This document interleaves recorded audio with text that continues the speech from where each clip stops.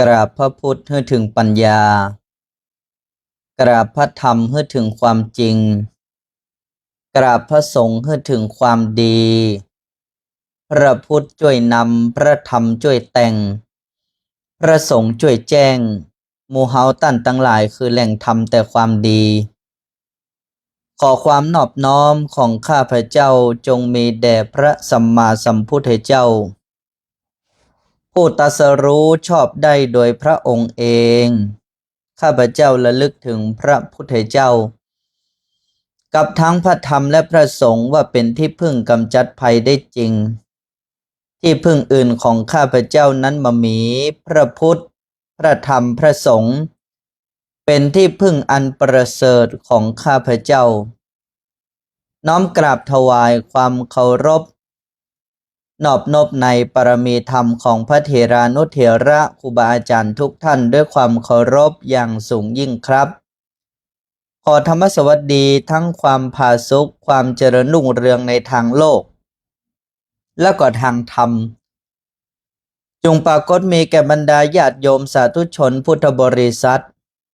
ท่านทั้งหลายที่กำลังติดตามรับชมและก็รับฟังบอกว่าจะเป็นทางคลื่นสถานีวิทยุคลื่นพระพุทธศาสนาและจริยธรรมจังหวัดเชียงใหม่ FM 96.0 เมกะเฮิรตซ์หรือท่านทั้งหลายที่กำลังติดตามรับชมทาง Facebook วัดยางกวงนครเชียงใหม่พบปะกันทุกวันจันทร์ถึงศุกร์กับอัตมภาพพระครูปลัตถินวัตรญาณสิทธิวาทีสำนักวัดยางกวงตำบลหายาอำเภอเมืองเชียงใหม่จังหวัดเชียงใหม่สำนักปฏิบัติธรรมประจำจังหวัดเชียงใหม่แห่งที่35ในนามศูนย์เผยแผ่หลักธรรมพระราชทานธรรมนาวาวังนครพิงค์พบปะกับบรรดาญาติโยมท่านทั้งหลายในวันนี้เวลา9 โมงถึง10 โมงเนาะเป็นยังไงกันพ่องพ่อแม่ศรัทธาท่านทั้งหลายที่อยู่ต่างบ้าน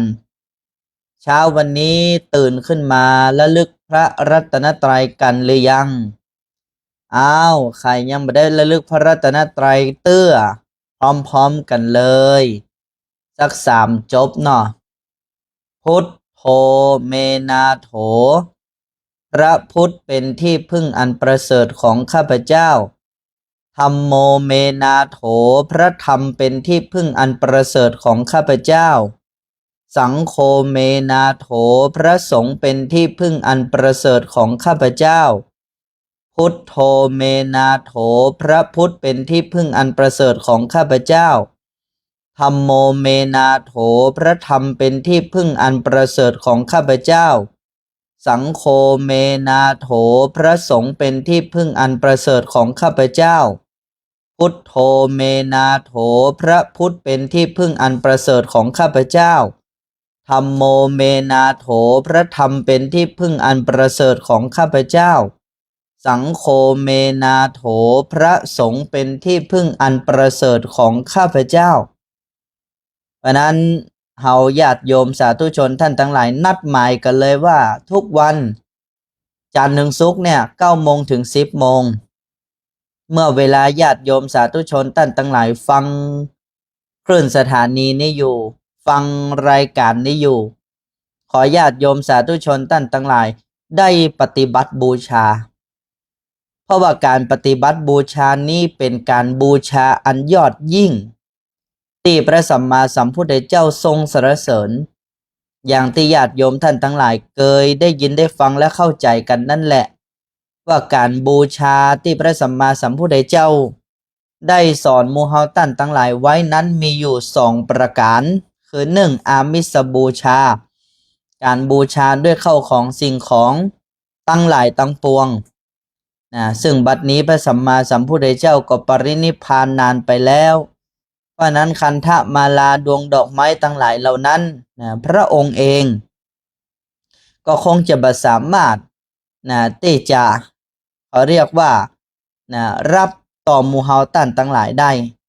หากแต่ว่าการปฏิบัติบูชาคือการน้อมกายวาจาใจของหมู่เฮาท่านทั้งหลายมาระลึกพระรัตนตรัยอันนี้ต่างหากจะเป็นสิ่งที่จะนำพาหมู่เฮาท่านทั้งหลายเข้าถึงคุณแห่งพระรัตนตรัย ก็สมดังที่พุทธองค์ทรงมีพุทธพจน์กล่าวว่าผู้ใดเห็นธรรมผู้นั้นเห็นเราผู้ใดเห็นเราผู้นั้นเห็นธรรม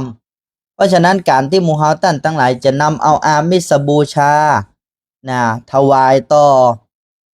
พระรัตนตรัยถวายต่อพระสัมมาสัมพุทธเจ้าได้นั้นเฮาท่านทั้งหลายก็จะต้องปะพระพุทธเจ้าก่อนและวิธีการที่มูฮัมหมัดทั้งหลายจะเข้าถึงความเป็นพระสัมมาสัมพุทธเจ้านั้นมูฮัมหมัดทั้งหลายก็จะต้องปฏิบัติบูชาก่อนเพราะนั้นการปฏิบัติบูชานี่เป็นการปฏิบัติโดยง่ายเป็นความสำคัญบางคนถามว่าอามิสบูชาทั้งหลายทั้งปวงเหล่านี้เอาบูชาเพื่ออะไรอย่างสิ่งใดท่านทั้งหลายหารู้ไหมว่า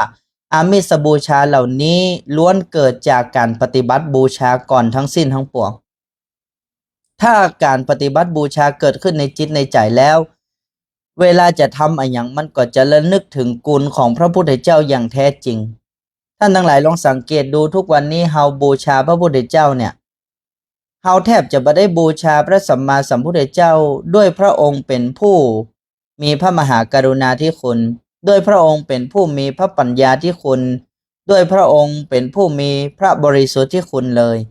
หากแต่เฮาท่านทั้งหลายตั้งแต่งบูชาพระองค์เนี่ยขอพรพระองค์ทั้งนั้นเนี่ย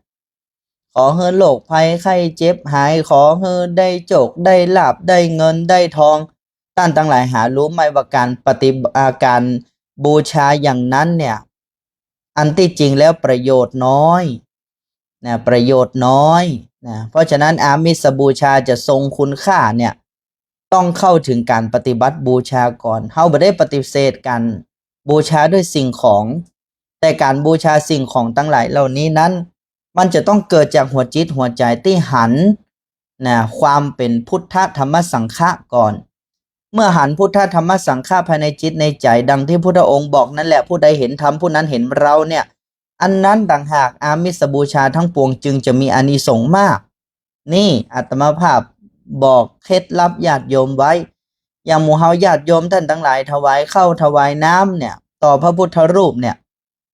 เฮาจะว่าผิดก็บ่ผิดแล้วญาติโยมท่านทั้งหลายแต่ที่แสดงออกไปอย่างนั้นเพราะว่าท่านทั้งหลายเหล่านั้นมีความระนึกถึงกุลของพระสัมมาสัมพุทธเจ้าจะกินจะทำอะไรอย่างเองก็นึกถึงกุลของพระพุทธพระธรรมพระสงฆ์อย่างแท้จริงเพราะฉะนั้นตัวเก่าเองก็แสดงกิริยาอันนอบน้อมเหล่านั้นเพราะความที่รู้ถึงกุลอันยิ่งใหญ่บอกว่าจะเป็นพระวิสุทธิคุณพระปัญญาคุณพระกรุณาคุณของพระสัมมาสัมพุทธเจ้ามันเลยแสดงกิริยานอบน้อมเหล่านั้นโดยอัตโนมัตินั่นต่างหากจึงมีอานิสงส์มากแต่ตรงกันข้ามกันญาติโยมท่านทั้งหลายเอามาปิ้นจะลิ้นกันว่าโอ้ตรงวันนี้ เราอยากจะบูชาพระพุทธเจ้าเราก็เอาสิ่งของภายนอกมาบูชาแล้วก็เข้าใจกันผิดว่าพระพุทธองค์จะบันดาลประทานพรสิ่งต่างๆให้อันว่าประทานพรนั้นเนี่ยพรอย่างเฮากับต่างศาสนามาเหมือนกันมาอ่านมันก็จะมาต่างกันและญาติโยมท่านทั้งหลายต่างศาสนาเปิ้นก็บูชาพระเป็นเจ้าเปิ้นอย่างนั้นเปิ้นก็อ้อนวอนขอร้องพระเป็นเจ้าเปิ้นอย่างนั้นแล้วพระพุทธศาสนาจะมีอย่างแตกต่างไปจากศาสนาอื่นเล่าถ้าหมู่เฮาท่านทั้งหลายมีความคิดอย่างนี้มีความเข้าใจอย่างนี้อันนี้เราต้องมาอู้กันให้ชัดเจนก่อนวันนี้ญาติโยมหลายคนถามกันเข้ามาว่าวันนี้ยังใส่ข้าวพระเจ้าอยู่วันนี้ยังถวายน้ำพระเจ้าอยู่อันเฮาก็บอกว่าญาติโยมท่านทั้งหลายแต่ถวายนี้ท่านทั้งหลายฮู้ก็ว่าพระพุทธพระธรรมพระสงฆ์ที่แท้จริงได้ปรากฏในจิตในใจของหมู่เฮาแล้วหรือยังเพราะนั้นญาติโยมท่านทั้งหลายเรียงลำดับความสำคัญให้ถูกเจ้าแจ้งตื่นขึ้นมาให้กุศลกรรมเนี่ยเกิดขึ้นในใจก่อนพุทโธเมนาโถธัมโมเมนาโถสังโฆเมนาโถตอนเนี้ยโยมพ่อโยมแม่โยมพี่โยมน้องศรัทธาเอาอาท่านทั้งหลายฟังน้ำฟังธรรมอยู่ก็ระลึกพระรัตนตรัยไปโดยหูก็ฟังน้ำฟังธรรมไปโดยก็จะเกิดอานิสงส์อันหลายเพราะฉะนั้นในรายการของเรานี้สนับสนุนอย่างยิ่งให้หมู่เฮาญาติโยมทุกคนทุกท่านได้ตั้งใจปฏิบัติบูชาเพื่อบูชาตรง ต่อพระสัมมาสัมพุทธเจ้าอย่างแท้จริงที่อาตมาภาพพยายามขับเคลื่อนและผลักดันหมู่เฮาตั้นทั้งหลายให้ปลุกกำลังใจขึ้นมาอย่างนี้ ก็เพราะว่าหมู่เฮาญาติโยมทุกคนทุกท่านก็จะได้มีกิจกรรมเนาะบางทีเฮาฟังน้ำฟังธรรมกันไปฟังไปบางทีฟังก็ลืมเพราะนั้นฟังแล้วสำคัญที่สุดก็คือฟังและน้อมนำมาประพฤติปฏิบัติและอันเนี้ยง่ายที่สุดและญาติโยมท่านทั้งหลาย จะยืนจะเดินจะนั่งจะนอนจะกินจะดื่มจะคำจะพูดจะคิดญาติโยมก็ระลึกพระรัตนตรัยไปพระพุทธเจ้าพระองค์บอกว่าการปฏิบัติบูชาหรือการที่หมู่เฮาท่านทั้งหลายมาสร้างความดีด้วยการประพฤติปฏิบัติธรรมมีความเห็นตรงต่อความจริงสัจจะอันเป็นธรรมชาติอย่างนี้อันนี้เป็นเขาเรียกว่าเป็นสังขารเป็นสังขารอย่างยิ่งเป็นเรียกว่าการปรุงแต่งแต่เป็นการปรุงแต่งที่มีประโยชน์การปฏิบัติธรรมนี่ก็จัดอยู่ในสังขารธรรมเหมือนกันนะญาติโยมท่านทั้งหลายก็คือการปรุงใจเหมือนกันแต่เราปรุงใจด้วยกุศลเนี่ยมันย่อมมีอานิสงส์มากเพราะโดยปกติแล้วเนี่ยใจเราย่อมไหลลงสู่ที่ต่ำเพราะนั้นเมื่อใจไหลลงสู่ที่ต่ำเนี่ยเราจะมีมีอุปกรณ์อย่างมายกใจของเราขึ้นสู่ที่สูงขึ้นพระพุทธองค์จึงชี้แนวทางให้หมู่เฮาญาติโยมท่านทั้งหลายได้มีหลักในการประพฤติปฏิบัติบอกว่าจะเป็นหลักในการเจริญอริยมรรคเนี่ยตั้งแต่สัมมาทิฏฐิความเห็นถูกสัมมาสังกัปปะดำริหรือคิดถูกสัมมาวาจาพูดถูกสัมมากัมมันตะกระทำถูกสัมมาอาชีวะการงานถูกสัมมาวายามะมีความเพียรถูกสัมมาสติระลึกถูกสัมมาสมาธิตั้งจิตไว้ถูกเนี่ยสิ่งเหล่านี้แหละคือสิ่งที่พระสัมมาสัมพุทธเจ้าพระองค์ทรงให้เป็นแนวทางแก่หมู่เฮาท่านทั้งหลายแล้วมันก็เข้าในโพธิปัจขิยธรรมที่พระสัมมาสัมพุทธเจ้าแสดงอย่างชัดเจนเมื่อหมู่เฮาท่านทั้งหลายมีอริยมรรคสัมมาทิฏฐิในจิตในใจแล้วก็ให้มีอย่างสติปัฏฐานหูกายหูเวทนาหูจิตหูธรรมเป็นที่ตั้งที่อยู่ที่มั่นของจิตตอนนี้ญาติโยมกำลังทำอย่างอยู่ก็มีสติรู้อยู่กับปัจจุบันการระลึกพระรัตนตรัยนี้เป็นอุปกรณ์สำคัญที่จะทำให้หมู่เฮาท่านทั้งหลายกลับมาหูเนื้อหูตัวหูกายหูใจของตัวเก่าอย่างชัดเจนแจ่มแจ้งขึ้นเป็นอุปกรณ์หนึ่งที่จริงในสมัยพุทธกาลเองก็ไม่ได้มีการให้ระลึกพระรัตนตรัยอย่างนี้ไว้ตลอดพระพุทธองค์อาจจะให้เฮาเจริญอานาปานสติรู้ลมหายใจเข้าออกกายคตาสติมีสติรู้อยู่กับกายมีสติรู้อยู่กับเวทนาความรู้สึกที่เกิดขึ้นมีสติรู้อยู่กับจิตเป็นอย่างใดจิตดีเป็นกุศลจิตบดีเป็นอกุศลจิตเป็นกลางอัพยากตาจิตทั้งหลายทั้งปวงเหล่านี้ก็รู้จิตอยู่กับธรรมอารมณ์ใดเกิดขึ้นในเวลานี้ก็รู้แจ้งเฉพาะต่อหน้ารู้อยู่กับปัจจุบันเข้าใจความจริงบ่ได้ไปเบียดบังหรือว่าฝืนความจริงทั้งหลายเหล่านั้นสิ่งใดเป็นกุศลเกิดขึ้นก็รู้สิ่งใดเป็นอกุศลเกิดขึ้นก็รู้อัพยากตธรรมคือกลางบดีบหายเกิดขึ้นก็รู้อันนี้พระพุทธองค์ให้วิธีแบบนี้อันนั้นการที่หมู่เฮาญาติโยมสาธุชนท่านทั้งหลายมาระลึกพระรัตนตรัยเนี่ยมันเป็นการที่หมู่เฮาท่านทั้งหลายได้เข้ามาสร้างสติ เป็นจุดเบื้องต้นเป็นอุปกรณ์เป็นพุทธนวัตกรรมเป็นพุทธนวัตกรรมญาติโยมท่านทั้งหลายบางคนเนี่ยมาบอกอาตมาภาพว่าตั้งแต่มาระลึกพระรัตนตรัยเนี่ยโอ้เวลาจิตมันอยู่กับกายมันหูชัดเวทนาใดเกิดขึ้นหูชัดจิตเป็นอย่างใดหูชัดธรรมอารมณ์ใดเกิดขึ้นรู้ชัดเพราะเพราะว่ามันมีอุปกรณ์เวลามันระลึกพระรัตนตรัยมันระลึกท่ามกลางอกในระยะโยมท่านทั้งหลายสมัยที่พระอาจารย์เพิ่นสอนอาตมาภาพเนี่ยโอ้ตอนนั้นก็ขึงขังหัวดื้อบ่ยอมฟังพยายามที่จะโต้เถียงท่านตลอดว่าเอามีแนวทางอย่างนี้เป็นอย่างนี้เป็นอย่างนั้นจนท่านบอกว่าไอ้นั้นน่ะก็ถูกแต่ท่านลองใจดูก่อนลองทำดูก่อนสิ่งที่ท่านรู้ท่านเฮียนมาน่ะ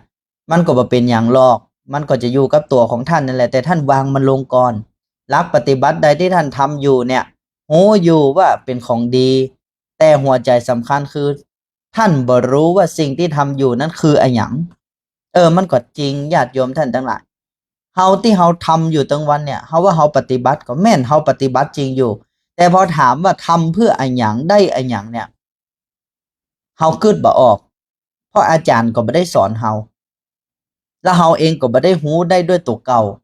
เฮาก็ตอบตอบไปเลยจนเปิ้นบอกว่าหันหรือยังว่าสิ่งที่ทำอยู่ถึงแม้นจะถูกแต่บ่รู้เหตุและผลในการทำนั้นประโยชน์มันน้อยเพราะนั้นการที่ท่านให้เฮามาระลึกพระรัตนตรัยเนี่ยเป็นการสร้างฐานสติให้เกิดขึ้นญาติโยมท่านทั้งหลายบางคนถามอาตมาภาพว่าโพธิปัจขิยธรรมธรรมแห่งองค์คุณแห่งการรู้ธรรมหรือตรัสรู้ธรรมเนี่ยมันมีในพระรัตนตรัยก็อาตมาภาพก็ตอบว่ามีหมดแหละบอกว่าจะเป็นสติปัฏฐานสี่สัมมาปัฏฐานสี่นะอินทรีย์ห้าพละห้าไล่ไปจนถึงโพชฌงค์เจ็ดอริยมรรคเนี่ยมันเกิดขึ้นทุกอย่างญาติโยมท่านทั้งหลายเมื่อก่อนเฮาลำดับลำดาบ่พอให้ถูกแต่ใดไอ้หยังเป็นไอ้หยังทำแต่ละอย่างนั้นมันมีสภาวะเกิดมันมีสภาวะดับหรือว่ามันเรียงลำดับอย่างใดเนี่ยเมื่อก่อนเฮาก็ท่องเป็นนกแก้วนกขุนทองเหมือนกันเฮาบ่เข้าใจแต่พอเฮามีพระรัตนตรัยแล้วเนี่ยญาติโยมท่านทั้งหลายมันรู้ได้เฉพาะตนนะของเหล่านี้เนี่ยยิ่งเฮาปริยัติมาแล้วเนี่ยเฮามาเพิ่มเติมเสริมปฏิบัติเข้าไปเนี่ยโอ้ญาติโยมท่านผู้ฟังมันดีเลยทีเดียวดีเลยทีเดียวนะเวลาเดินทางของเฮาเนี่ยโดยเฉพาะเดินตามมรรคเนี่ยมันมีพละมันมีกำลังดีนะมันมีเป้าหมายที่ชัดเจนแจ่มแจ้งว่าสิ่งที่เราทำอยู่เพื่ออะไรญาติโยมท่านทั้งหลายถามตัวเก่าแล้วว่าที่ตัวเก่าปฏิบัติอยู่ทุกวันเนี่ยเพื่ออะไรท่านทั้งหลายชัดเจนกับใจของตัวเก่าก็ว่าเพื่ออะไรสิ่งที่ทำอยู่ทำความดีเพื่ออะไรเกิดมาเพื่ออะไรที่อยู่ตั้งวันเนี่ยอยู่ไปเพื่ออะไรท่านตอบตัวเก่าได้ก็บางคนก็อาจจะมีความคิดหรือว่าความเข้าใจมากหลายอย่างแต่หัวใจที่สำคัญที่สุดของการเกิดมาเพื่ออย่างที่ยังอยู่มีชีวิตอยู่ทุกวันเนี่ยอยู่เพื่ออย่างหรือว่าคำตอบที่แท้จริงก็คืออยู่เพื่อพ้นทุกข์เกิดมาชาตินี้เพื่อที่จะบัเกิดแหมญาติโยมพอจะคุ้นกรรมนี้ก็จิตใจของท่านทั้งหลายพอฟังกรรมนี้แล้วมันรู้สึกอย่างไรคำว่าเกิดเพื่อบัเกิดเนี่ยพอโยมฟังแล้วมันจิตมันเป็นอย่างไรจิตมันกลมกลืนเข้าใจหรือว่ามันต่อต้านลองทบทวนถามใจตัวเก่าดูที่เรายังมีลมหายใจอยู่ทุกวันนี้เพื่อความพ้นทุกข์วันนี้ความคิดของท่านทั้งหลายมันเป็นอย่างอี้ก็มันเข้าใจจริงๆตรงๆแบบนี้ก็นี่ไงเราเลยพยายามมาช่วยกันต้อมเรียกว่าพยายามมาช่วยกันแนะนำเส้นทางในทางที่ดีทุกคนมีสิทธิ์เพราะทุกคนมีแข้งมีขาเป็นของตัวเก่าจะเดินไปทางใดมันเขาว่ากันมาได้แต่ญาติโยมท่านทั้งหลายหนทางมีหลายเส้นก็จริงแต่ทางใดเราจะเป็นทางเอกทางใดเราที่เดินไปแล้วจะพบแสงสว่างทางนั้นคืออริยมรรคหรือเปล่าทางนั้นเป็นภัยเพื่อกระทำพระนิพพานให้แจ้งหรือเปล่านี่ไม่ใช่เรื่องพระเรื่องเจ้าไอ้หยังญาติโยมท่านทั้งหลายมันไม่ใช่เรื่องของตู้ไม่ใช่เรื่องของแม่ชีไม่ใช่เรื่องของคนอยู่วัดไม่ใช่เรื่องของคนมีธรรมบ่มีธรรมมาอย่างหรอกพระนิพพานนี่นะมันเป็นเรื่องของมนุษย์เป็นศักยภาพสูงสุดของความเป็นมนุษย์มนุษย์คนนั้นจะอยู่ประเทศอะไรอย่างก็ตามจะอยู่ไทยจะอยู่พม่าจะอยู่เนปาลจะอยู่อินเดียจะอยู่ฝรั่งเศสจะอยู่ทวีปไหนก็ตามที่ชื่อว่าเป็นมนุษย์สำคัญที่สุดก็คือจะทำอย่างใดให้สามารถมีศักยภาพที่จะนำพาตัวเก่าให้พ้นจากวัฏสงสารนี้ได้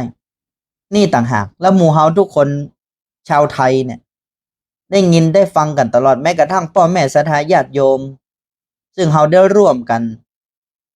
ทำรายการคนเมืองสร้างวัฒนธรรมการดำเนินชีวิตด้วยอริยสัจสี่เนี่ยทำไมเฮาถึงสร้างโครงการนี้ขึ้นมาญาติโยมฮู้ก่อนเพื่อที่จะเป็นลักจิตลักใจให้แก่คนในสังคมประเทศวันเนี้ยเฮาไปบอกคนทั้งประเทศยังบ่ได้เพราะเฮายังบ่มี โมเดลวันนี้เฮายังบ่มีเครื่องพิสูจน์เด้อว่าอริยสัจสี่แท้ที่จริงแล้วเมื่อลงสู่จิตสู่ใจของคน หรือว่ามนุษย์นำสิ่งเหล่านั้นมาประพฤติปฏิบัติแล้วเนี่ยมนุษย์นั้นเกิดการเปลี่ยนแปลงอย่างใดกับชีวิตของเขา การใช้ชีวิตของเขาเป็นสุขหรือเป็นทุกข์เมื่อเขาได้พบกับอริยสัจเมื่อเขาได้ปฏิบัติต่ออริยสัจเพราะนั้นวันนี้อาตมาภาพจึงบอกว่าพวกเราในฐานะคนเมืองก็เอาจังหวัดเฮาก่อนนพบุรีศรีนครพิงค์เชียงใหม่นี่แหละญาติโยมท่านทั้งหลายจะเป็นไปได้หรือไม่เฮาก็บอกว่าจังหวัดแต่ละจังหวัดมันมีอะไรอย่างเป็นเครื่องขับเคลื่อนแต่จังหวัดเชียงใหม่ของเฮาเนี่ยเฮาจะเอาอริยสัจเป็นเครื่องขับเคลื่อนเฮาจะสร้างวัฒนธรรมการใช้ชีวิตลักคิดลักทำลักพูดที่ตรงต่ออริยสัจเพราะฉะนั้นลักทำหรือลักพูดมันจำเป็นจะต้องเกิดจากสัมมาสังกัปปะคือความดำริความคิดที่ถูกก่อนและความดำริที่จะถูกได้นั้นต้องมีองค์ประกอบสำคัญคือความเห็นที่ถูกเพราะนั้นเรามาร่วมกันสร้างองค์ความรู้ไม่ใช่เรื่องยากเรื่องเย็นอะไรอย่างเพียงแค่หมู่เฮาตั้งหลายช่วยกันประกาศอริยสัจนี้ออกไปช่วยกันสร้างวัฒนธรรมความคิดนี้ออกไปอาทิเช่นเวลามีความทุกข์เฮาควรจะนึกถึงอะไรอย่าง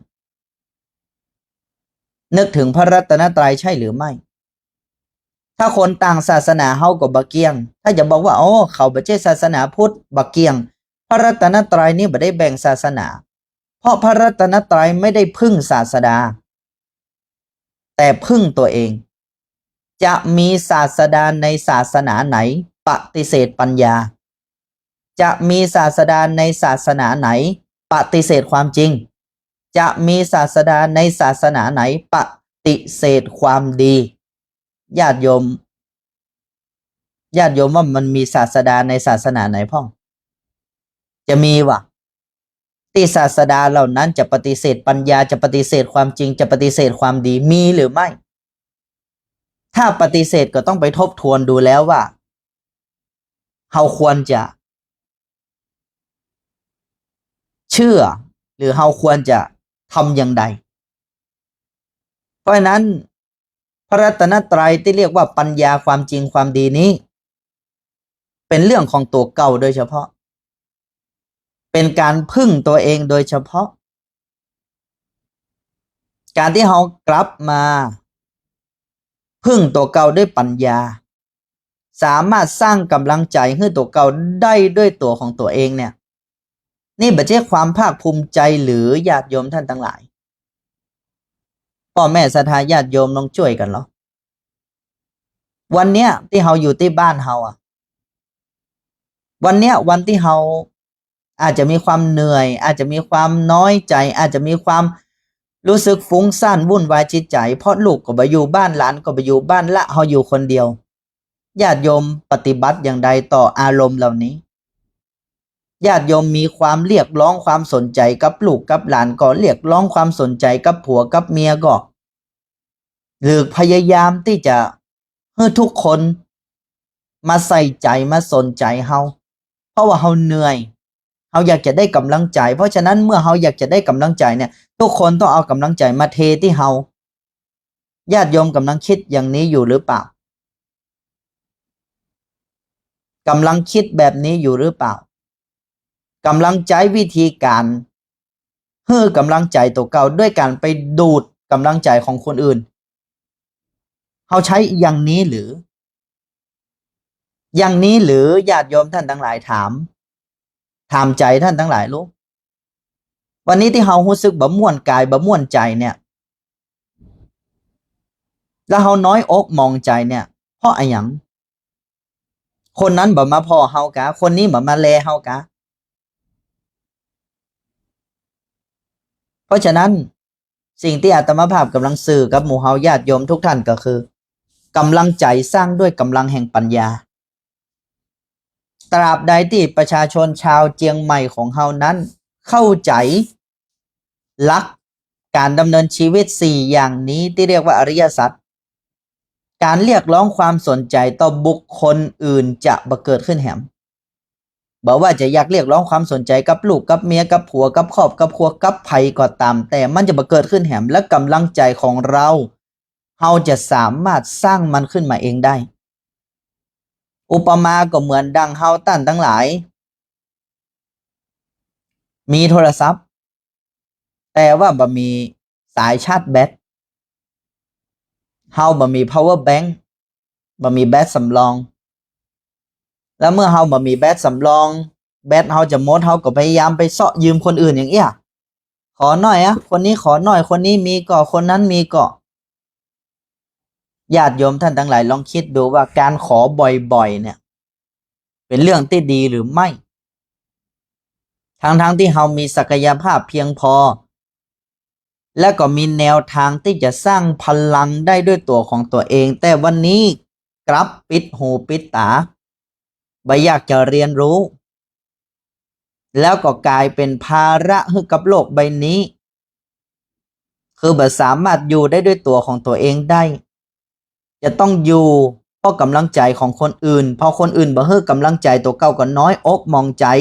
จะเป็นจะตายเอาให้ได้ก็ต้องกลับมาทบทวนตัวเก่าใหม่ละว่าเราจะอยู่บนโลกใบนี้แบบเป็นภาระหรือเป็นประโยชน์ญาติโยมท่านทั้งหลายอาตมาภาพถามพ่อแม่ศรัทธาญาติโยมหน่อยวันนี้ที่เรายังมีชีวิตอยู่มีลมหายใจอยู่เนี่ยเราจะให้ลูกให้เต้ามีความรู้สึกกับเราอย่างใดให้เป็นภาระหรือให้เป็นประโยชน์กับเขาวันนี้ที่ลูกเต้าเขายังมาดูมาแลเราลูกเต็มบ้านแล้วลานเต็มเมืองก็เพราะว่าเรามีพลังที่จะมอบเพื่อแก่เขาต่างหากบ่ใช่คอยจะดึงดูดพลังของเขาเพราะนั้นเรื่องนี้เป็นเรื่องสำคัญจะอาตมาภาพอู้ไปเลยเพราะนั้นวันนี้จำเป็นอย่างยิ่งที่หมู่เฮาญาติโยมทุกท่านจะต้องติดตั้งพลังงานให้กับตัวเก่าที่เรียกว่าพระรัตนตรัยวันนี้เฮาระลึกพระรัตนตรัยหรือยังระลึกกี่รอบทำหรือเปล่าเห็นไหมระลึก3 รอบ5 รอบนี่จบข่าวเลยญาติโยมท่านทั้งหลายมันต้องระลึกไว้ตลอดเกิดเสียว่าระลึกรอบ1ได้เงิน1 บาทถ้าจะเอากี่บาทถ้าจะเอา2 บาทนะถ้าจะเอา3 บาทนะมันเหมือนใจเนี่ยไปเห็นเหมือนกิเลสเลยกิเลสมันบอกว่ายิ่งทำก็ยิ่งจะทำให้ชีวิตนั้นเสื่อมจะทำให้ชีวิตนั้นโทรมแต่เฮานี่เต็มที่เลยนะพอหันว่าเป็นกิเลสนี่ทุ่มเทอันเปิ้นบอกว่ากึดบดีจะไปกึดแม่เป็นเจ้ากึดตั้งเจตนาที่จะกึดเปิ้นบอกอู้บดีจะไปอู้ขนาดเปิ้นเอาอย่างมาปิดปากแล้วก็ยังอู้แหมนี่คือมันได้อย่างอี้กะคือมันได้อย่างอี้ใจชีวิตแล้วคือมันได้อย่างอี้นะนี่แหละญาติโยมท่านทั้งหลายทุกข์สุขภัยเป็นผู้กำหนดภัยเป็นผู้กำหนดทุกข์สุขของท่านฉะไหนเลยคนอื่นจะต้องมากำหนดทุกข์สุขของเฮาเองต่างหากเป็นผู้กำหนดทุกข์หรือสุขนั้นอาตมาภาพใช้วิธีนี้ในการดำเนินชีวิตมาโดยตลอดมันจึงทำให้มีความมั่นอกมั่นใจในการจะทำไอ้อย่างต่อไอ้อย่างมากมายการทำความดีเนี่ยถ้ามามีลักใจที่ดีตัวเนี่ยยากจะบอกให้เหมือนกับเวลาอาตมาภาพอู้กับญาติโยมตรงเนี้ยโยมฟังแล้วอาจจะรู้สึกแม่มาแค่เตะหูสักหน่อยแต่โยมฟังดีๆโยมแม่โยมพ่อฟังทีฟังดีๆที่อู้ออกไปนี่มันผิดกะหรือเป็นเพราะว่ามันตรงเกินไปมันก็ต้องตรงนะกะอย่าว่าอ้อมค้อมนี่อย่างอายุอานามก็บ่ใช่น้อยแล้ววันนี้อายุอานามป่านนี้แล้วแต่ยังบ่มีอุปกรณ์สำคัญที่จะจัดการกับความทุกข์และยังทุกข์ระทมอยู่กับความทุกข์แม้วันนี้จะอายุเท่านี้แม่มันเสียมันเสียญาติโยมท่านทั้งหลายจะไปให้มันเสียญาติจะไปให้มันเสียเวลาสิใช้ชีวิต ใจชีวิตทั้งทีเกิดมาทั้งทีให้มันคุ้มทุนหน่อยความสุขไอ้อย่างคือความสุขมันจะไปมีความสุขได้อย่างไรอยู่กับปัจจุบันแต่ใจไปอยู่กับปัจจุบันเอาใจไปอยู่กับอดีตเอาใจไปพะวงหาอนาคตทีนี้จิตมันออกจากร่างบ่อยๆจิตมันฟุ้งซ่านบ่อยๆร่างกายก็ทรุดโทรมญาติโยมจำให้ดีเถอะอันเนี้ยวิธีการดูแลสุขภาพถ้าท่านอยากจะสุขภาพดีให้เอาจิตไว้กับตัวเก่าบ่อยๆเอามาอยู่กับสติปัฏฐานสี่นั้นนะแล้ววิธีการจะทำให้สติปัฏฐานสี่นั้นมั่นคงก็ระลึกพระรัตนตรัยไว้กลางใจหั่นได้จะหูคนเดียวเมื่อก่อนอาตมาภาพก็ไม่ใช่หูอย่างนักวันนี้ก็ไม่ใช่ว่าตัวเก่าหูอย่างมากแต่แหมมันดีญาติโยมท่านทั้งหลายเข้าใจก่อนว่ามันดีโมโหจะพันนาอย่างใดว่ามันดีแต่มันดีจริงๆพอมีพระรัตนตรัยจะคิดจะทำอย่างแม่มันเป็นอิสรภาพมันชัดเจนมันมีความสุขจะทำอย่างก็มีความสุขไปหมดเปิ้นด่าก็มีความสุขเปิ้นบ่ชอบก็มีความสุขคือเราจะใช้ชีวิตโดยการที่จะให้ทุกคนยอมรับเราทั้งสิ้นน่ะมันบ่ได้ทุกคนจะต้องฮักเราทั้งหมดเนี่ยมันเป็นไปบ่ได้อย่างอาตมาภาพอู้กับญาติโยมเวลาเนี้ยคนฮักก็มีคนบืนปากก็ถ้ายังมีอยู่บ่โหมันอาจจะบ่ชอบก็ได้ที่อู้นี่แต่ไอชอบบ่ชอบนั้นก็เป็นเพียงแค่อารมณ์อย่างหนึ่งมันก็เป็นเรื่องของเปิ้นไม่ใช่เรื่องของเฮาอาตมาภาพถามตัวเก่าทุกครั้งว่าออกรายการวิทยุในอย่างศรัทธาญาติโยมทุกท่านเฮามาเกื้อกูลกันเฮามาสร้างประโยชน์ให้แก่กันที่อาตมาภาพออกรายการวิทยุเพราะอยากจะออกที่อยากจะออกนั้นเพราะอยากจะให้อย่างดีๆกับญาติโยมได้เห็นได้ยินได้ฟังอย่างที่เป็นของดีจะเป็นแสงสว่างนำพาชีวิตให้เจริญเนี่ยมันก็พยายามจะเอามาบอกเอามาแสดงเมื่อญาติโยมได้ยินได้ฟังอย่างน้อยๆได้ยินได้ฟังกันแล้วจะทำบ่ทำมันเรื่องของศรัทธาแต่วันนี้เขาได้บอกกันแล้วนี่แล้วมันก็มีความสุข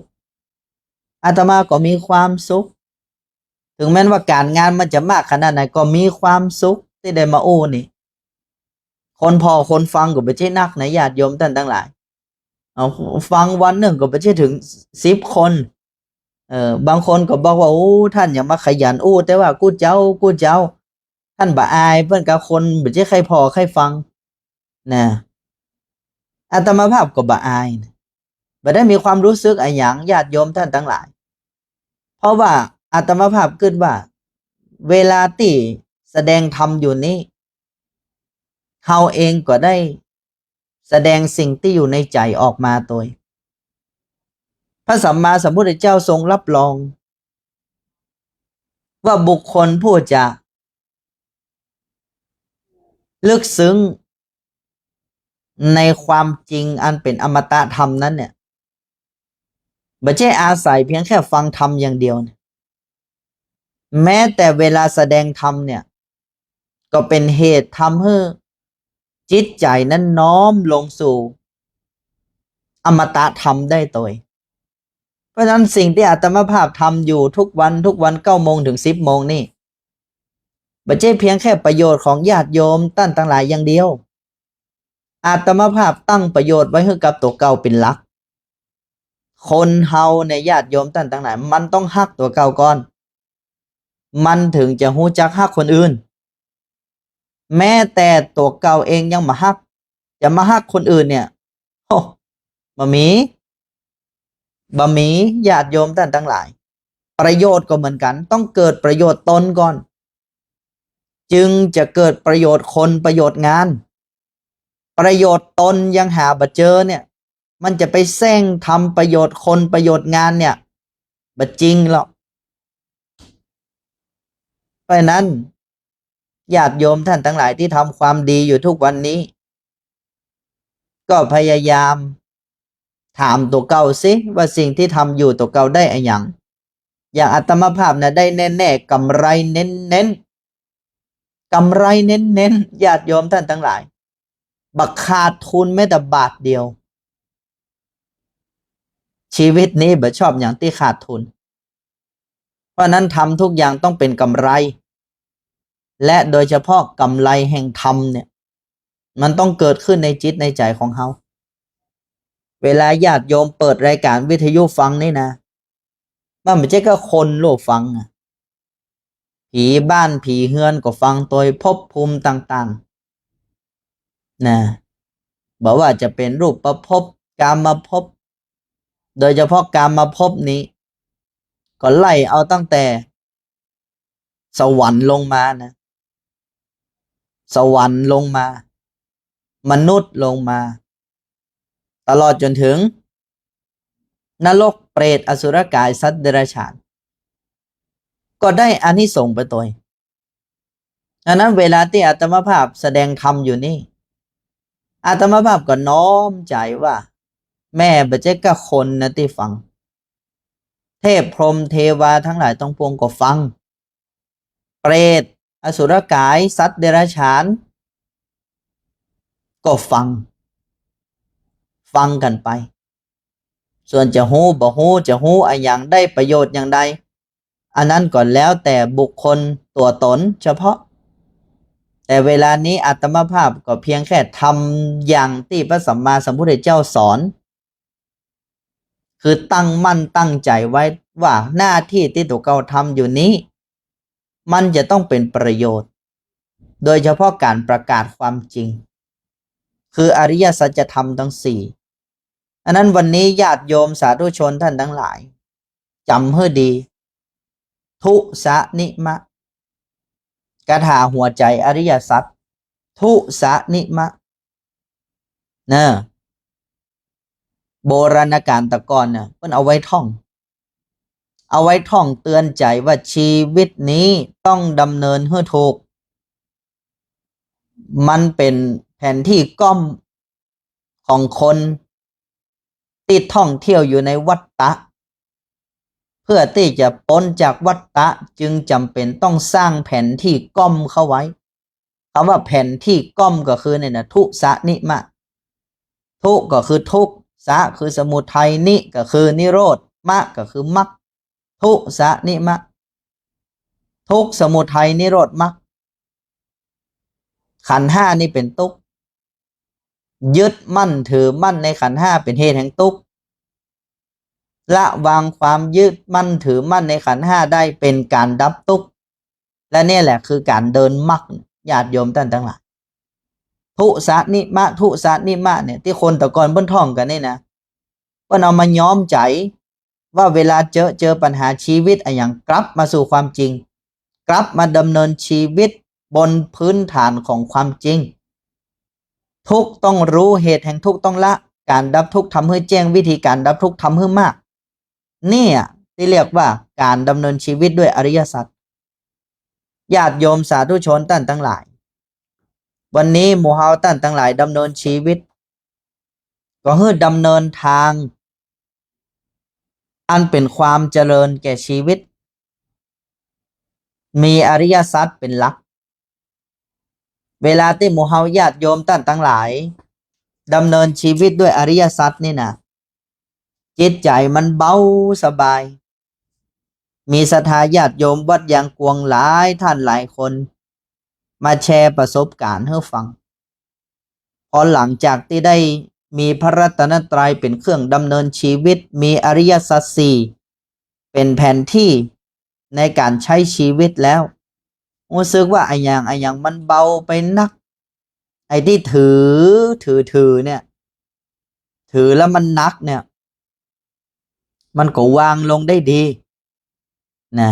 วางลงได้ดีเรื่องที่ควรถือก็บ่ถือเรื่องที่บ่ควรถือก็ป้ากันถือเนี่ยพออริยสัจพระรัตนตรัยทำงานแล้วก็รู้สึกว่าสบายดีนักสบายดีนะแต่ก่อนเป็นคนถือเนื้อถือตนเพราะตัวเก่าเป็นคนมีฐานะมีหน้าที่มีหน้ามีตาคนใดยกย่องสรรเสริญก็ หันดีหันงามตัวแต่คนใดบยกย่องสรรเสริญดูถูกเหยียดหยามมันจำเข้าไปในหัวจิตหัวใจนะจำเข้าไปในหัวจิตหัวใจแต่พอมีพระรัตนตรัยมาแล้วอยู่ที่ไหนรู้สึกสบายรู้สึกสบายคือมันบ่ต้องถือไอ้อย่างนักเมื่อบ่ถือมันก็มันนักเมื่อมันนักมันก็เบาสบายจะทำไอ้อย่างคนก็รู้สึกว่าเกรงใจนักทำไอ้อย่างก็รู้สึกสำเร็จผลในสิ่งที่ตนปรารถนาเพราะไอ้อย่างญาติโยมท่านทั้งหลายเพราะการกระทำของตัวเองมันเปลี่ยนพ่อแม่บางคนเจ้าบ่แจ้งจมด่าลูกด่าหลานพอมีพระรัตนตรัยแล้วมุ่งท่องพระรัตนตรัยในจิตในใจวันนี้พ่อแม่บ่จมเฮ้ยลูกเต้าเราหลานก็ดักฟังวันนี้ยังบ่จมวันนี้ยังบ่จมจนสุดท้ายลูกหลานก็มาถามว่าแม่ยังบ่จมแม่บ่ให้จมลูกเขาละแต่ก่อนที่แม่จมลูกเขาก็เพราะว่าแม่ห่วงแต่แม่บ่รู้ว่าจะแสดงออกซึ่งความห่วงนั้นอย่างใดแม่ห่วงไปตัวก็ยึดติดลูกไปตัวและความฮักที่แม่มีต่อลูกทั้งหลายทั้งปวงมันกลับกลายเป็นยาพิษทำร้ายลูกพอแม่มีพระรัตนตรัยแม่รู้สึกว่าแม่ฮักลูกห่วงลูกแต่ก็ต้องเข้าใจลูกเพราะฉะนั้นลูกทุกคนนั้นนะก็ตั้งหน้าตั้งใจทำหน้าที่ของตัวเก่าไปแม่ก็จะอยู่ตรงนี้คอยดูคอยแลจะแปลงเข้าแปลงป่าไว้เฮ้อต้อนรับลูกปิกมาจากเรียนหนังสือลูกปิกมาจากการทำงานพอแม่มันว่าอย่างอีลูกมันสำใจดีญาติโยมท่านทั้งหลายไอ้ความฮ้อนความหายเนี่ยมันดับวูบลงไปเพราะการกระทำของแม่นั้นเปลี่ยนไปมันเปลี่ยนไปอย่างนี้เนี่ยญาติโยมท่านทั้งหลายหันหรือยังเนี่ยคนที่มีพระรัตนตรัยในใจคนที่ดำเนินชีวิตด้วยอริยสัจเนี่ยมันจะทำชีวิตตัวเก่าให้รุ่งเรืองอย่างนี้ใครเป็นผัวใครเป็นเมียกันก็จะเคารพต่อกันและกันไม่ใช่จมแซมด่ากันบุบกันตีกันวันค่ำเนี่ยมันบ่เกิดประโยชน์อะไรอย่างแต่ผัวเอาพระรัตนตรัยไปท่องเมียเอาพระรัตนตรัยไปท่องดำเนินชีวิตด้วยหลักของอริยสัจชี้นอกเป็นสมุทัยชี้ในเป็นมรรคถ้าอยากจะแก้ไขผัวอยากจะแก้ไขเมียให้กลับมาแก้ไขใจของตัวเก่าใจของตัวเก่าล่มเย็นเป็นสุขแล้วผัวก็เริ่มเปลี่ยนแปลงเมียก็เริ่มเปลี่ยนไปคำว่าเปลี่ยนนี่คือเปลี่ยนไปในทางที่ดีญาติโยมท่านทั้งหลายหันหรือยังอานุภาพเนี่ยมันเป็นอย่างนี้เพราะนั้นญาติโยมสาธุชนท่านทั้งหลายวันนี้จำเป็นอย่างยิ่งที่จะต้องขอเจริญพรเรียนเชิญพวกเราทุกคนเมืองล้านนาแผ่นดินบ้านเฮาเนี่ยเฮาต้องมาช่วยกันสร้างประวัติศาสตร์ชีวิตสร้างมหากุศลอันยิ่งใหญ่ที่สุดคือร่วมกันสร้างวัฒนธรรมการดำเนินชีวิตด้วยอริยสัจสี่มีเพียงแค่วิธีนี้เท่านั้นที่จะทำให้บ้านเมืองของเขาร่มเย็นเป็นสุขวันนี้แหมหลายตี้หลายต่างหลายบ้านหลายเมืองบางทีเปิ้นฮ้อนหายบ่ฮู้ว่าจะไปแก้วิกฤตอย่างใดแก้เหนือไปใต้แก้ใต้ไปเหนือเต็กปุดเต็กแมนนะเต็กตังเพไปแมนตังปุ้นมันบ่หมดบ่เสี่ยงเพราะนั้นวันนี้เจ้าเจียงใหม่ของเฮาจะช่วยกันได้หรือไม่หมายความว่าช่วยกันสร้างเมืองวัฒนธรรมโมเดลต้นแบบคำว่าวัฒนธรรมนี้ยังไม่ต้องไปอู้ถึงประเพณีวัฒนธรรมอย่างนั้นอันนั้นก็มีอยู่แล้วแต่คำว่าวัฒนธรรมที่เราจะช่วยกันสร้างนี่คือวัฒนธรรมแห่งความคิดวัฒนธรรมแห่งสัมมาทิฏฐิความเห็นถูกคือการดำเนินชีวิตด้วยการปฏิบัติตรงต่ออริยสัจธรรมทั้งสี่เนี่ยเราต้องแผ่แล้วก็เผยแพร่ออกไปขยายเรื่องเหล่านี้ออกไปให้มากถึงมากที่สุดพระรัตนตรัยเอาออกไปให้มากที่สุดการปฏิบัติต่ออริยสัจสี่เอาออกไปให้มากที่สุดจนเกิดผลสำลิดในบ้านในเมืองเฮาเรื่องนี้เป็นเรื่องยากพออาตมาภาพอย่างอี้ทุกคนก็บอกว่าถ้าจะยากพ่องเพราะคนบัดเดียวนี้ใครจะมาฮู้ ธรรมะเป็นของภายในไม่ใช่ของภายนอกมันเอามาอู้มาอ้างกันมันบ่หันผลบ่หันผลนั้นเดี๋ยวดูกันต่อไปวันพุกนี้วันที่28วัดยางกวงของเฮาจะมีพิธีประกาศตนเป็นสัมมาทิฏฐิชนและปฏิญาณคำขวัญจิตอาสาพระราชทานที่พระบาทสมเด็จพระเจ้าอยู่หัวทรงพระราชทานไว้เฮาจะเอามาร่วมกันสร้างวัฒนธรรมการดำเนินชีวิตเพราะบัดนี้ธรรมราชาคือองค์พระบาทสมเด็จพระวชิรเกล้าเจ้าอยู่หัวพระองค์เองก็ทรงหันดีหันงามกับการสืบสานรักษาและต่อยอดนะโดยเฉพาะน้ำธรรมอันยิ่งของพระสัมมาสัมพุทธเจ้าพระองค์ก็จะแน่พอเหมือนกันว่ามันจะเป็นไปได้หรือไม่เนี่ยวัฒนธรรมการดำเนินชีวิตด้วยอริยสัจเนี่ยอยากจะให้มีโมเดลสักตีหนึ่งนะเมื่อก่อนเขามีหมู่บ้านรักษาศีลห้าหลวงปู่ครูบาวงศ์นะวัดพระบาทห้วยต้มตึงบ้านตึงเมืองของเปิ่นเนี่ยเป็นเมืองแห่งศีลห้าหลวงปู่ได้ทำมือหันแล้วว่าโอ้มันเป็นไปได้แล้ววันนี้เขาจะมาสร้างเมืองโดยที่บุคคลประชาชนมีหลักคิดหลักดำเนินชีวิตด้วยอริยสัจทั้งสี่เนี่ยอย่างเป็นตุกเหตุแห่งตุกการดับตุกวิธีการดับตุกเนี่ยอาตมาภาพว่าก็บ่ยากแล้วก็บ่ง่ายแต่จะต้องทำตลอดนะหยุดบ่ได้จะต้องทำตลอดเพราะฉะนั้นวันพรุ่งนี้เนี่ยที่วัดยางกวงก็จะมีกิจกรรมสำคัญพิเศษนี้เพราะว่ากลุ่มหนุ่มสาวจังหวัดเชียงใหม่พร้อมกับภาคีเครือข่ายทั่วทั้งเมืองเชียงใหม่วันพรุ่งนี้จะได้รับเกียรติอย่างยิ่งจากทางส่วนราชการบอกว่าจะเป็นจังหวัดเชียงใหม่สำนักงานพระพุทธศาสนาจังหวัดเชียงใหม่วัฒนธรรมจังหวัดเชียงใหม่จิตอาสาพระราชทานจังหวัดเชียงใหม่กรมประชาสัมพันธ์จังหวัดเชียงใหม่ศึกษาธิการจังหวัดเชียงใหม่และภาคีเครือข่ายสำคัญของจังหวัดเฮาจะมาร่วมดูงานวันพรุ่งนี้แล้วก็จะมาร่วมกันขับเคลื่อนโครงการนี้ให้เกิดขึ้นและเผยแผ่ออกสู่ประชาชนทุกหมู่เหล่าในจังหวัดเชียงใหม่เพราะนั้นวันพรุ่งนี้จะเป็นปฐมฤกษ์รองรับนโยบายที่ผ่านมาเมื่อวันที่7 สิงหาเจ้าฟ้าทีปังกรรัศมีโชติเสด็จพร้อมเจ้าคุณพระสินีนาถพิราชกัลยาณีท่านมาเปิดโครงการขับเคลื่อนพลังจิตอาสาเพื่อพัฒนาสังคมด้วยแนวทางธรรมนาวาวังเพราะฉะนั้นโครงการคนเมืองสร้างวัฒนธรรมดำเนิน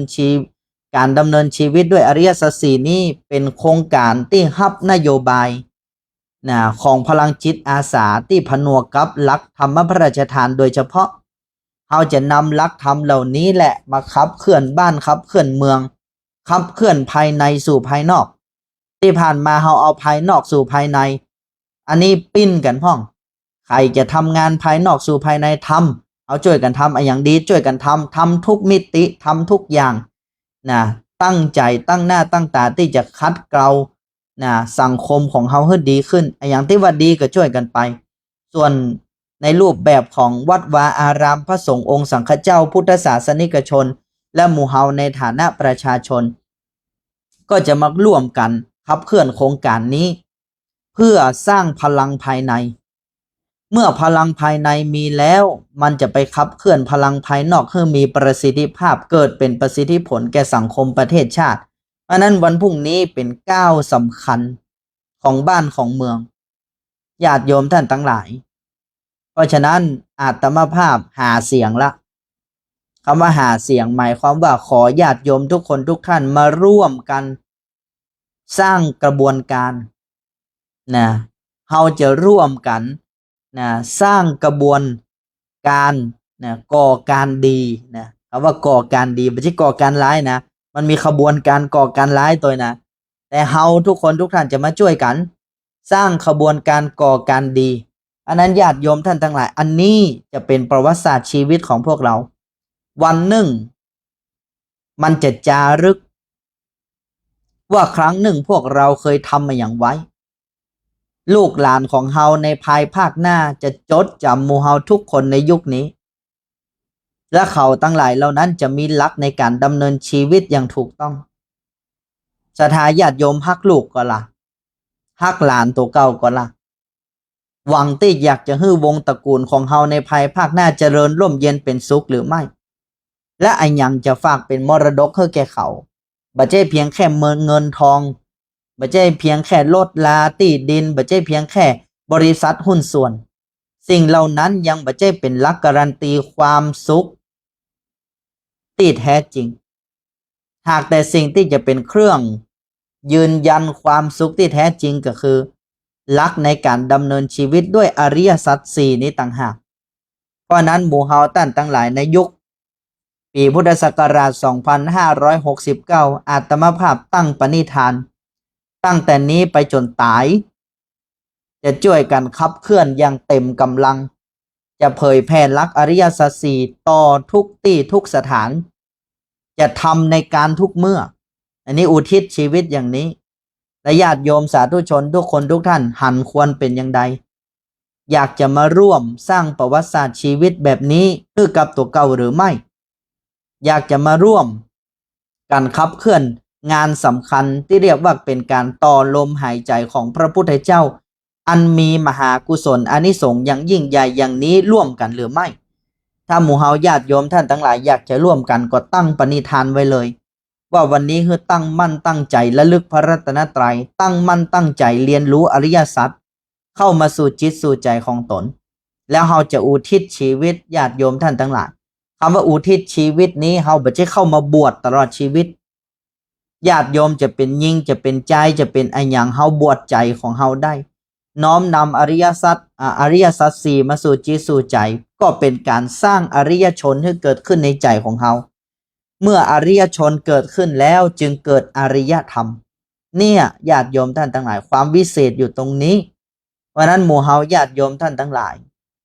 วันพรุ่งนี้จะเป็นก้าวสำคัญขอเจริญพรญาติโยมหมู่เฮาทุกคนทุกท่านที่อยู่ต่างบ้านร่วมกันระลึกพระรัตนตรัยตั้งแต่วันนี้วินาทีนี้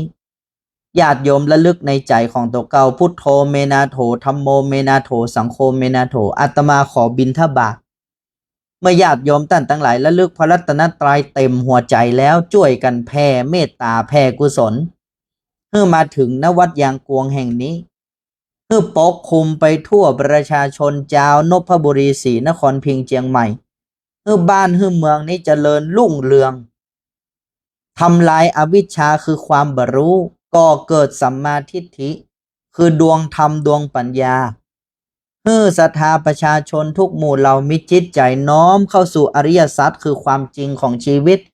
ตั้งใจนำอริยสัจคือความจริงของชีวิตนี้ไปประพฤติปฏิบัติกับตัวเก่าและนี่แหละญาติโยมท่านทั้งหลายก็จะเป็นการสร้างอารยธรรมอย่างแท้จริงอารยธรรมที่ประเสริฐและเป็นของดีนั้นกำเนิดเกิดจากอริยชนคือหมู่เฮาทุกคนทุกท่านและอริยชนมีจุดกำเนิดเกิดจากอริยมรรคที่พระสัมมาสัมพุทธเจ้าแสดงไว้นั่นแหละเพราะนั้นญาติโยมท่านทั้งหลายสร้างพระสร้างธาตุสร้างเจดีย์ก่อวิหารภายนอกมามากแล้ววันนี้มาร่วมกันรอพระในใจสร้างพระในใจสร้างธาตุในใจสร้างวิหารในใจคือสร้างพระรัตนตรัยภายในใจของตัวเก่าคือก่อเกิดเป็นกระบวนการเป็นพลังอันยิ่งใหญ่เอาชนิดว่าใครเข้ามาบ้านเข้ามาเมืองเชียงใหม่แห่งนี้โอ้ยเปิ้นมีหลักคิดแบบนี้โอ้ยเปิ้นมีหลักคิดแบบนี้เปิ้นมีหลักธรรมแบบนี้เปิ้นคิดแบบนี้เปิ้นถึงพ้นทุกข์ได้อันนี้จะเป็นไปได้หรือไม่ก็อยู่ที่หมู่เฮาญาติโยมจะช่วยกันเพราะนั้นอาตมาภาพขออนุโมทนาในการกุศลอันยิ่งใหญ่นี้ขอเป็นภรวะปัจจัยกำจูอุดหนุนหมู่เฮาทุกคนมีดวงตาหันธรรมหูแจ้งแทงตลอดในอริยสัจที่สุดเข้าถึงมรรคผลพระนิพพานได้โดยง่ายนิพพานะปัจจโยโหโตอายุวันโนสุขังพระลังขอเจริญพร